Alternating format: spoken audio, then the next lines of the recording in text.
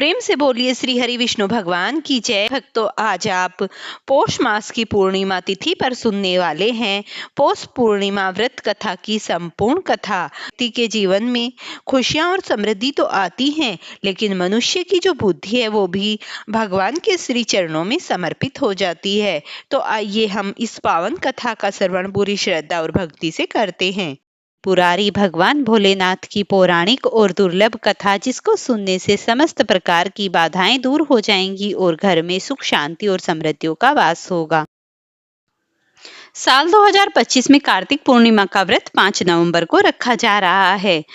बहुत समय पहले की बात है। तारकासुर नाम का एक राक्षस था। उसके 3 पुत्र तारकासुर, कमलाक्ष और विधुममाली थे। तारकासुर बहुत शक्तिशाली था और धरती व स्वर्ग में आतंक फैलाता था। देवता उसके अत्याचारों से दुखी होकर भगवान शिव से सहायता की प्रार्थना करने लगे। भगवान शिव ने उनकी प्रार्थना सुनकर तारकासुर का वध कर दिया, जिससे देवता बहुत प्रसन्न हुए। तारकासुर के 3 पुत्र दुखी होकर बदला लेने के लिए भगवान ब्रह्मा की कठोर तपस्या करने लगे। उनकी तपस्या से प्रसन्न होकर ब्रह्मा जी ने उनसे वरदान मांगने को कहा। तीनों ने अमर होने का वरदान मांगा, लेकिन ब्रह्मा जी ने कहा अमरता का वरदान नहीं दिया जा सकता। फिर तीनों ने कहा, हे प्रभु, हमारे लिए 3 अलग अलग नगर बनाइए, जिससे हमें आकाश और पृथ्वी पर घूम सकें। और जब 1000 साल बाद ये तीनों नगर एक सीध में आए, तभी कोई देवता हमें एक भी बाण से नष्ट न कर सके। ब्रह्मा जी ने दानव ने तीनों नगर बनाए और सोने का नगर तारकासुर के लिए, चांदी का कमलाक्ष के लिए और लोहे का विद्युतमणि के लिए। तीनों ने मिलकर तीनों लोगों पर शासन करना शुरू किया। देवता फिर से भयभीत हो गए और इंद्रदेव ने भगवान शिव से सहायता मांगी। भगवान शिव ने तब एक दिव्य रथ बनाया। इस रथ के पहिए सूर्य और चंद्रमा थे। 4 घोड़े इंद्र, वरुण, यम और कुबेर थे। हिमालय धनुष बना और शेषनाग की धनुष डोरी बनी। भगवान शिव स्वयं बाण बने और अग्निदेव बाण की नोक। जब तीनों राक्षसों के नगर एक सीध में आए, तब भगवान शिव ने एक ही बाण से तीनों नगरों को नष्ट कर दिया। देवता अत्यंत प्रसन्न हुए और भगवान शिव को त्रिपुरारी नाम दिया गया। इस दिन भक्त को व्रत रखने वाले भक्त को सुबह जल्दी उठकर गंगा में स्नान करने से समस्त प्रकार के फलों का प्राप्ति होती है। फिर व्रत का संकल्प लेकर भगवान गणेश की पूजा करनी चाहिए। कलश स्थापित करें और भगवान शिव व माता पार्वती को 16 पूजा करें। इसके साथ सूर्य, वस्तु, विष्णु, माता लक्ष्मी और चंद्रदेव को सभी वस्तुएं अर्पित करें। इस दिन व्रत रखे, भजन कीर्तन करें और मंत्र जप करें। शाम के समय चंद्रमा को अर्घ्य देकर पूर्णिमा व्रत कथा सुने। व्रत के दौरान केवल फल, दूध और पानी का ही सेवन किया जाता है। निर्जल उपवास रखा जाता है। इस दिन अनाज, मसाले, तंबाकू, चाय और कॉफी जैसे चीजों से परहेज रखना चाहिए। शाम को चंद्रदेव को अर्घ्य देकर व्रत तो खोलना चाहिए। व्रत खोलने से पहले ब्राह्मणों को अन्न, घी, वस्त्र, तिल और चावल का दान करें। दान करने के बाद फल या हल्का सात्विक भोजन करें। कार्तिक पूर्णिमा के दिन व्रत रखने और दान करने से पापों का नाश होता है और मोक्ष की प्राप्ति होती है।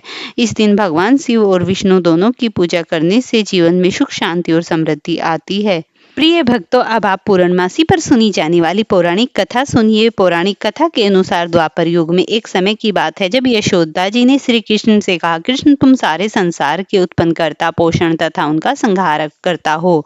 आज कोई ऐसा व्रत कहो जिसके करने से मृत्युलोक में स्त्रियों को विधवा होने का भय न रहे तथा सभी व्रत मनुष्यों की मनोकामना को पूर्ण करने वाले हो जाएं। हे कृष्ण कहने लगे, हे माता, तुमने अति सुंदर प्रश्न किया।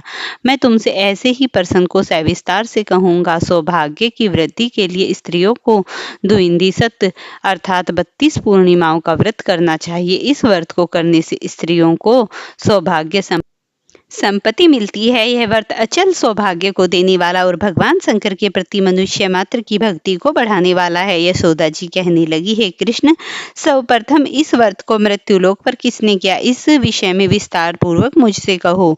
श्री कृष्ण कहने लगे कि इस भूमंडल पर एक अत्यंत प्रसिद्ध राजा चंद्रहास से पारित अनेक प्रकार के रत्नों से परिपूर्ण कार्तिकेय नाम की एक नगरी थी। वह धनेश्वर नाम का एक ब्राह्मण रहता था। उसकी स्त्री अति सुशील रूपवती थी। दोनों ही उस नगरी में बड़े प्रेम से रहते थे। उसके घर में धन धान्य की कोई कमी न थी। उसको एक बड़ा दुख था, उसके कोई संतान नहीं थी, जिस वजह से वह बहुत दुखी रहते। एक दिन वह तपस्विनी योगी उस नगरी में आया। वह योगी बाकी सभी घरों से भिक्षा मांगकर भोजन करने आया था, लेकिन उस ब्राह्मण के घर भिक्षा नहीं मांगी। एक दिन योगी गंगा किनारे भिक्षा मांगकर प्रेम पूर्वक खा रहा था कि धनेश्वर ने योगी को यह सब करते देख लिया और फिर कहने लगा, हे योगेश्वर, सब कार्य करते हुए मैंने आपको देखा है। अपनी भिक्षा अनादर से दुखी होकर धनवेश्वर योगी से बोले, और सभी घरों से भिक्षा लेते हैं परंतु मेरे घर की भिक्षा कभी नहीं लेते। इसका क्या कारण है? योगी कहने लगा कि आपके धर्म हमें इस प्रकार की आज्ञा नहीं देते, क्योंकि अभी आप गृहस्थ जीवन में एक सुख से वंचित हैं। आपके घर संतान होने पर मैं आपके घर से भिक्षा स्वीकार कर लूंगा। उन्होंने कहा कि जिसे संतान नहीं होती उसके घर से भिक्षा लेने से मेरे भी पतित हो जाने का भय है। धनेश्वर यह बात सुनकर बहुत दुखी हुआ और हाथ जोड़कर योगी के पैरों पर गिर पड़ा तथा दुखी मन से कहने लगा कि मुझे संतान प्राप्ति के उपाय बताइए। आप सर्वज्ञ हैं, मुझ पर अवश्य ही कृपा कीजिए। धन कि मेरे घर में कमी नहीं है, लेकिन मैं संतान न होने के कारण अत्यंत दुखी हूँ। आप मेरे इस दुख का हनन कीजिए। यह सुनकर योगी कहने लगे, तुम चांडी की आराधना करो। घर पहुंचकर उन्होंने सारी बात अपनी पत्नी को बताई और खुद वन में चला गया। वन में पहुंचकर उसने चांडी की आराधना की और उपासना करने लगा। चांडी ने 16 दिन अपने सपने में दर्शन दिए और कहा कि हे धनेश्वर, जा, तेरे पुत्र होगा, लेकिन उसकी आयु सिर्फ 16 वर्ष होगी। 16 वर्ष की आयु में ही उसे मृत्यु हो जाएगी। अगर तुम दोनों स्त्री और पुरुष 32 पूर्णिमाओं को व्रत करोगे तो यह दीर्घायु हो जाएगा। जितना तुम्हारा सामर्थ्य हो उतने आंचे के दिए जलाकर शिवजी का पूजन करना, लेकिन पूर्णमासी 32 की होनी चाहिए। सुबह होती ही तुम्हें इस स्थान से दूसरे स्थान आम के पेड़ दिखाई देगा। उस पर चढ़कर एक फल तोड़कर अपने घर चले जाना। अपनी स्त्री को इस बारे में सब कुछ बताना। सुबह स्नान होने के बाद वह स्वच्छ होकर शंकर जी का ध्यान करके उस फल को खा ले। तब भगवान शिव की कृपा से गर्भ रह जाएगा। जब वह ब्राह्मण सुबह उठा तो उसे उस स्थान पर आम का पेड़ दिखाई दिया और वह पेड़ उसने फल तोड़ा और उस पर चढ़ नहीं पा रहा था, लेकिन उसे बड़ी चिंता हुई कि उसने भगवान गणेश जी की उपासना की है। हे दयानिधे, अपने भक्तों के विघ्नों का नाश करने वाले, उनके मंगल कार्यों को करने वाले, दुष्ट का नाश करने वाले, रिद्धि सिद्धि देने वाले, आप मुझे इतना बड़ा फल दें कि मैं अपनी मनोकामना पूरी कर सकूं। इसके बाद वह पेड़ से फल तोड़कर अपनी पत्नी के पास पहुंचा। उसकी पत्नी ने अपने पति से कहे अनुसार इस फल को खा लिया और वह गर्भवती हो गई। देवी की कृपा से उसे सुंदर पुत्र प्राप्त हुआ। उन्होंने उसका नाम देवीदास रखा।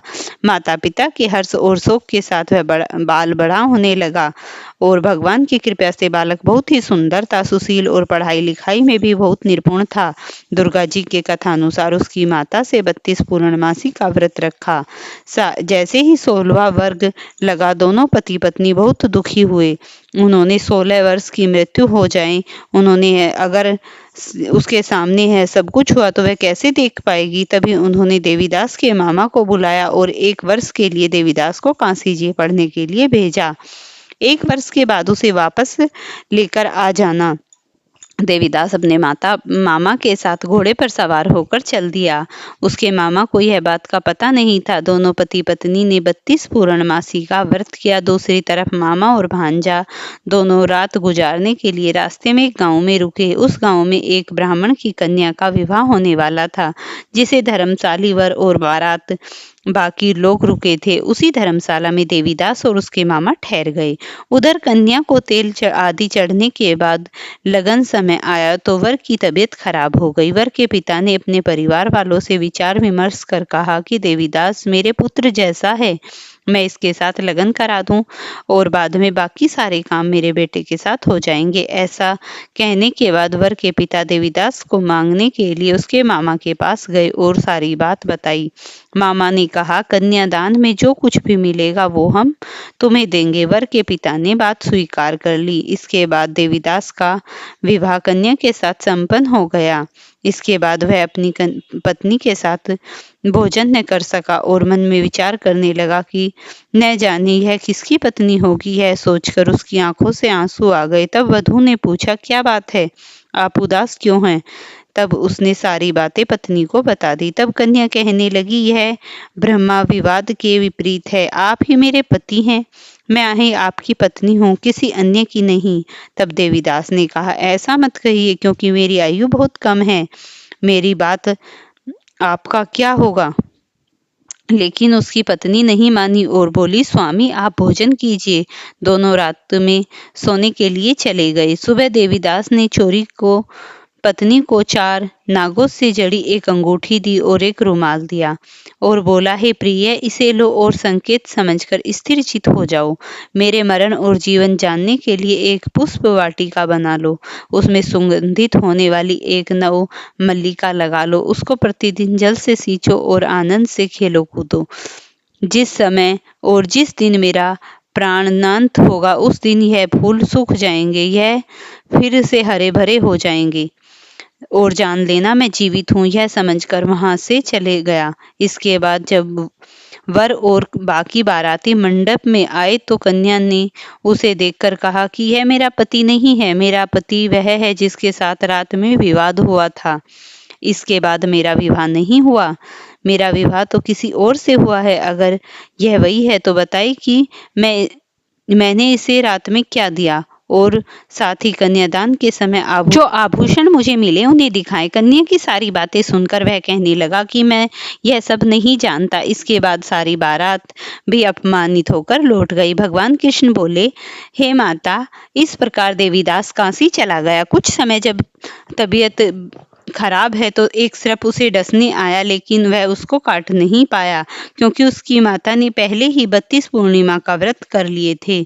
इसके बाद खुद काल वहां पहुंचा। भगवान की कृपा से वहां माता पार्वती और भगवान गणेश आ गए। देवीदास को मूर्छित दशा में देखकर माता पार्वती ने भगवान शिव से प्रार्थना की कि महाराज, इस बालक की माता ने पहले ही 32 पूर्णिमा के व्रत कर लिए हैं, आप इसको प्राण दे। भगवान शिव ने माता पार्वती के कहने पर उसे प्राण दे दिए। उधर उसकी पत्नी काल की प्रतीक्षा कर रही थी। उसकी पत्नी ने जाकर देखा कि पुष्प और फल दोनों ही नहीं हैं, तो उसको बहुत आश्चर्य हुआ। जब उसने देखा कि पुष्प वाटिका फिर से हरी हो गई तो वह समझ गई कि उसका पति जिंदा हो गया है। इसके बाद वह बहुत प्रसन्न होकर अपने पिता से कहने लगी, मेरे पति जीवित हैं, उनको ढूंढिए। जब 16वां वर्ष बीत गया तो देवीदास अपने मामा के साथ काशी आया। इधर उसकी पत्नी ने परिवार वालों के साथ ढूंढने के लिए जा रहे थे और उन्होंने देखा कि देवीदास और उसका मामा उधर से आ रहे हैं, तो उन्हें देखकर ससुर बहुत प्रसन्न हुए और उन्होंने अपने घर ले आए। वहां आकर सारा बगर इकट्ठा हो गया और कन्या ने भी उन्हें पहचान लिया। देवीदास ने इसके बाद अपनी पत्नी और मामा को लेकर वहां से चले जाएं। उसके ससुर ने भी बहुत सा धन दहेज दिया।